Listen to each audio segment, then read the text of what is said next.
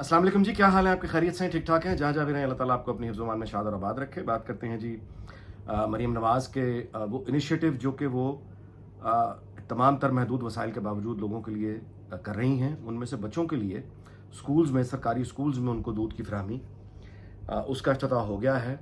इस पे करते हैं बात। कल DG ISPR ने प्रेस कॉन्फ्रेंस की, बहुत अहम थी, थोड़ा उसका जिक्र, और उसके साथ 6 सितंबर है आज, तो दोनों मौज़ूआत, कल DG ISPR की प्रेस कॉन्फ्रेंस और 6 सितंबर को अगर एक साथ ही मिलाकर बात कर लें तो बेहतर होगा। मरीम नवाज़ की जहाँ तक बात है, इस वक्त पूरे माहौल में जो तलखी है, पूरे मुल्क में जो तलखी है, जो गुस्सा है, जो एक नफ़रत है, होते हुए हमले हैं, सिक्योरिटी फोर्सेस पर दहशतगर्द हमले हैं, वो परेशानी अलहदा है।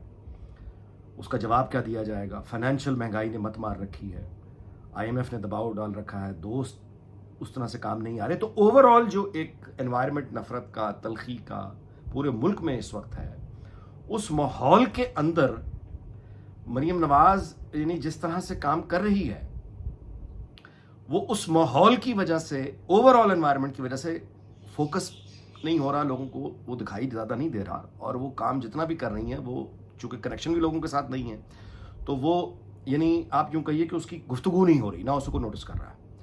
लेकिन इसके बावजूद देखना चाहिए कि एक खातून सियासतदान का फ़र्क क्या होता है, यानी मर्द से, कि PMLN का यानी नॉर्मल इंफ्रास्ट्रक्चर डेवलपमेंट जो उनका दावा, बड़े पुल बनाइए, मोटरवेज बनाइए, एयरपोर्ट्स बनाइए, बुलेट ट्रेन चलाइए, वगैरह वगैरह, यानी ये इंफ्रास्ट्रक्चर के। लेकिन खातून का फ़र्क ये है कि वो यानी बतौर यानी वो बाकी डेवलपमेंट, इंफ्रास्ट्रक्चर डेवलपमेंट हो रही है, लेकिन उसके साथ साथ बिजली के बिलों में 2 महीने का रिलीफ, IMF से आंख बचा के किसी भी तरह से दिलवा, अब झड़कियां भी पड़ गई हैं IMF से झड़कियां पड़ गई हैं, लेकिन जितना रिलीफ हो सकता था वो दे दिया 2 महीनों के लिए, बिजली के बिलों में रिलीफ। अच्छा, उसके बाद ये जो सरकारी, अब इनका बस चलता तो ये तो खाना पूरा खिलाते, जाहिर है कि अब यानी पंजाब हुकूमत का पता चलता है कि मरीम नवाज का बस चलता, ये पूरे खाने का इंतजाम कर देती कि सरकारी स्कूलों में सुबह का नाश्ता और दोपहर का खाना।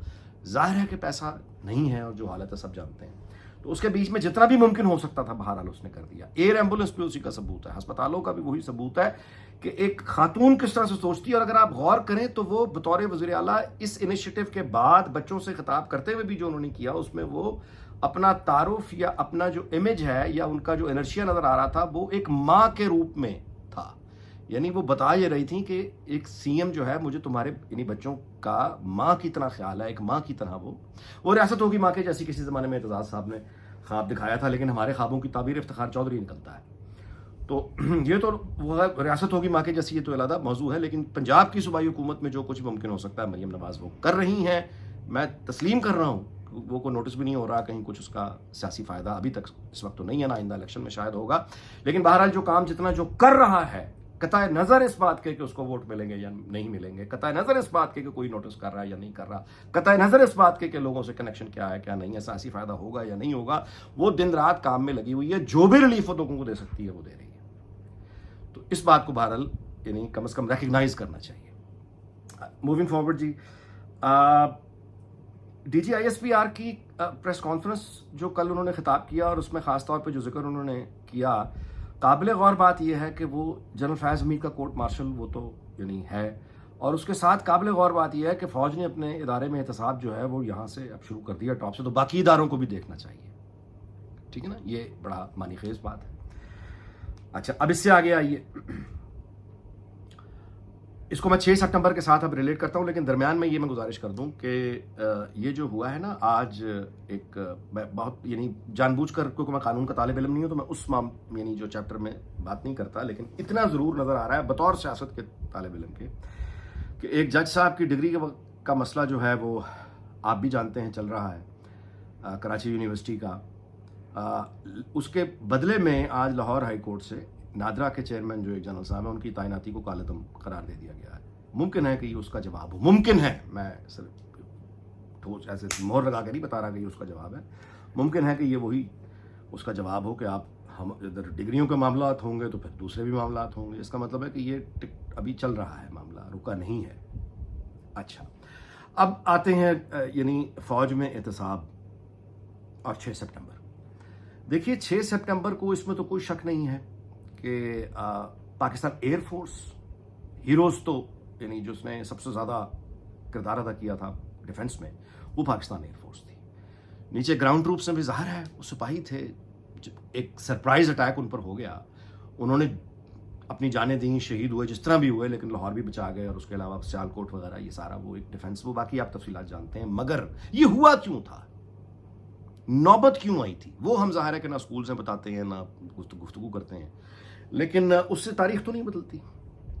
हुआ ये था, मैं मुख्तसर तरीन अल्फाज में गुजारिश कर देता हूँ कि जनरल अयूब खान ने चूँकि मादर मिल्लत फातिमा जना को रेफरेंडम में हराया था और रियासती ताकत के जबर के साथ हराया था, तो उसके बाद लोगों में ज़ाहिर है कि वो जीत तो गया था, लेकिन लोगों में जो एक तलखी और जो नफ़रत वो थी। तो उस ज़माने में ये एक आइडिया जनरल अयूब को प्रेजेंट किया गया कि अगर हम इस मायूसी के माहौल में लोग ज़रा खिलाफ हुए हैं, तो कश्मीर अगर हम लेने में कामयाब हो गए तो वो हीरो बन जाएंगे, आप पोजीशन पॉलिटिकल बेहतर हो जाएगी। तो अंदर पाकिस्तान के अंदर धांधली करके फिर उसके बाद अंदर सियासत को अपना इमेज बेहतर करने के लिए ऑपरेशन जबराल्टर का पंगा ले लिया गया। ऑपरेशन जबराल्टर गूगल करके पढ़ लीजिए तफसील। दूसरा है ऑपरेशन ग्रैंड स्लैम। ये जैसे कारगिल हुआ था, ये उसका पहला, आप यूँ समझिए कि वो कश्मीर में दाखिल कर दिए कि, और वो भी फिर जिस तरह से किए वो वापस यानी हो गया, बहरहाल वही का चैप्टर। तो वो जो कैलकुलेशन थी, असल बात यह है कि जब अयूब खान के सामने ये मंसूबा प्रेजेंट किया गया तो उसने कहा कि यानी सवाल उठा उस मीटिंग में कि अगर भारत ने इंटरनेशनल बॉर्डर पे हमला कर दिया तो फिर क्या होगा। तो अयूब खान को यकीन दिला दिया गया कि ऐसा हो ही नहीं सकता, कश्मीर में हम ऑपरेशन करेंगे, वो कश्मीर में जवाब देंगे, तो इंटरनेशनल बॉर्डर पे वो नहीं आएंगे, कभी भी नहीं आएंगे। उसको यकीन दिला दिया गया और ये ऑपरेशन शुरू करवा दिया गया। नतीजे वो आ गए इंटरनेशनल बॉर्डर पे, जो इनकी तैयारी नहीं थी, हमारी तैयारी नहीं थी। हमारा तो कैलकुलेशन ही ये थी कि वो नहीं आएंगे, वो आ गए। जिसके बाद फिर मुआहदा ताशकंद हुआ। उस जंग से हमने हासिल तो कुछ नहीं किया, दिफा में कामयाब रहे, हासिल तो कुछ नहीं किया, लेकिन ताशकंद मुआहदे के बाद ये हो गया कि इंडिया पाक बॉर्डर भी सील हो गया और वो सख्तियां भी आ गई। हासिल कुछ नहीं किया, 1 इंच जमीन पाकिस्तान को नहीं मिली। एक जो जितने शहीद हुए हमारे लोग, जो कुछ हुआ वो अयूब खान का डिसीजन था और उसके मशीरों का। अगर उसके बाद अयूब खान का से पूछ लिया जाता, जनरल अयूब और उसके मशीरों से ये पूछा जाता, किसी इंसाफ के अदालत के कटहरे में खड़ा होकर इनको पूछा जाता, या फौज का अपना निज़ाम हरकत में आता, उसकी रिटायरमेंट के बाद ही आ जाता, चलो, कि किसके कहने पर आपने ये ऑपरेशन शुरू किया था, कौन था वो आदमी जिसका एनालिसिस ये था कि भारत जवाब नहीं देगा इंटरनेशनल बॉर्डर पे, लेकिन उसने दिया। उन लोगों को अगर अलामती सजाएं भी होती, कुछ होता, तो सानिया मशरिक़ पाकिस्तान से हम शायद बच जाते, बल्कि यकीनन बच जाते। तो गुजारिश ये है कि 6 सितंबर में हमारे तमाम वो लोग, ख़ास तौर पे एयरफोर्स और ग्राउंड ट्रूप्स और नेवी के लोग भी, सब ने यानी दिफा किया, उन अफसरों, उन जवानों ने वो लड़े, अपने मुल्क का दिफा किया, जिनका ये फैसला ही नहीं था, वो किसी और की गलती की वजह से हुए हुए हमले का जवाब दे रहे थे। अपना काम दायरा उनकी फौज थे, उन्होंने करना था, उन्होंने किया, लेकिन एहतसाब नहीं हो सका।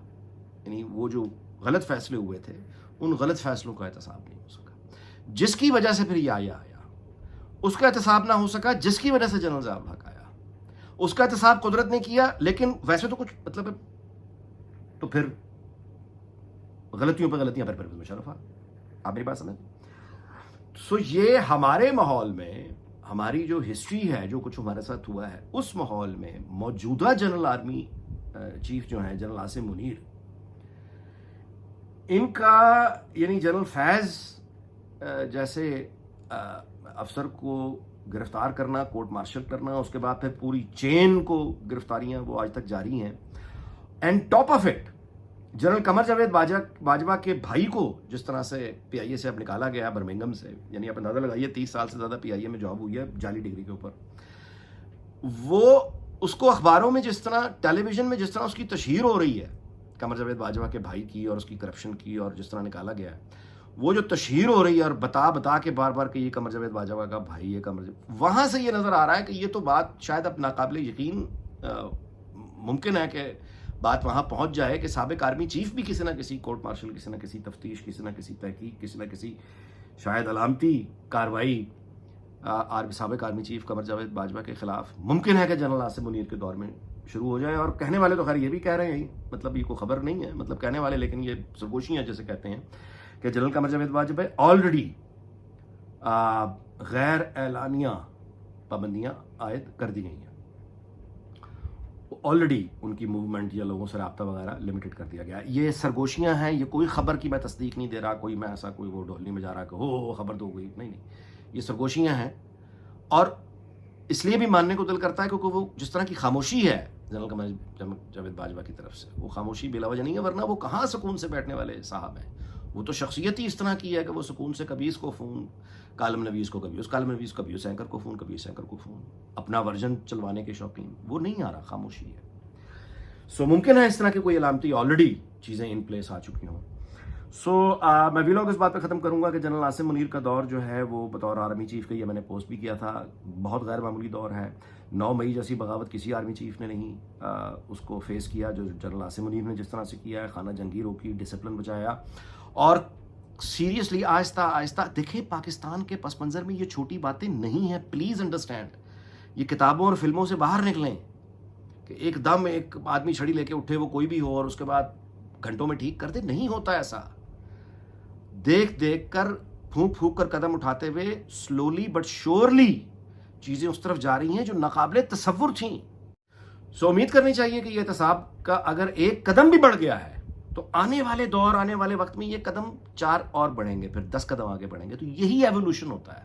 وہ جو انقلاب ہوتا ہے نا کہ راتوں رات اس طرح نہیں, یہی ہے کہ آہستہ آہستہ اسپیس جو ہے وہ ری ایڈجسٹمنٹ آتی ہے. تو پاکستان کے پاور سٹرکچر میں ایک ری ایڈجسٹمنٹ جو ہے وہ نظر آ رہی ہے, اور اس میں اس کی سب سے بڑی چیز یہ ہے کہ فوج کے پاس اخلاقی قوت ہی تب آئے گی, جیسا کہ اب آ رہی ہے, کہ اگر وہ اپنے اندر احتساب کا ایک مثال قائم کر دیں. تو پھر ظاہر ہے یہ جناب آج کے معاملات تھے. باقی اگلی ویلاگ میں ملاقات ہوگی اس دعا کے ساتھ کہ اللہ تعالیٰ خیر رکھے اور پاکستان میں آئین کی حکمرانی قائم ہو, اور احتساب کا شکنجے سے طاقتور جو ہے وہ اس کے شکنجے میں آئیں. اور یہ کراچی میں جس طرح سے وہ کارساز میں وہ لڑکی جس نے مارا تھا اور باپ اور بیٹی کو, آج وہ چھٹ گئے ہیں. وہ جو ورثہ ہے انہوں نے لکھ کے دے دیا کہ جی ہمارا راضی نامہ ہو گیا, پیسہ چل گیا. سب کو پتہ تھا. میں نے بھی گزارش یہی کی تھی کارساز پہ کہ جس پیچھے جب آپ دیکھتے ہیں جو لوگ نکلے ہوئے ہیں یہاں سے جس طرح سے قتل کر کے, تو کیا امید کر سکتے ہیں. ایگزیکٹلی وہی ہوا. انفارچونیٹلی پریڈکشن پوری ہوئی. تو یہ ہے قانون آئین کی حکمرانی. اگر یہ ٹاپ سے ہونا شروع ہو گئی جس طرح سے اب نظر آ رہی ہے, تو پھر یہ والے جو کارساز والے واقعات ہیں یہ آٹومیٹکلی رک جائیں گے. یہ پھر ہوگا ہی نہیں. اس دعا کے ساتھ کہ اللہ تعالیٰ پاکستان اس کے تمام ہمسایوں دنیا بھر کو شاد اور آباد رکھے. آپ سے اجازت چاہتا ہوں. اگلے ویلاگ میں ملاقات ہوگی. اپنا بہت خیال رکھیے گا. اللہ حافظ.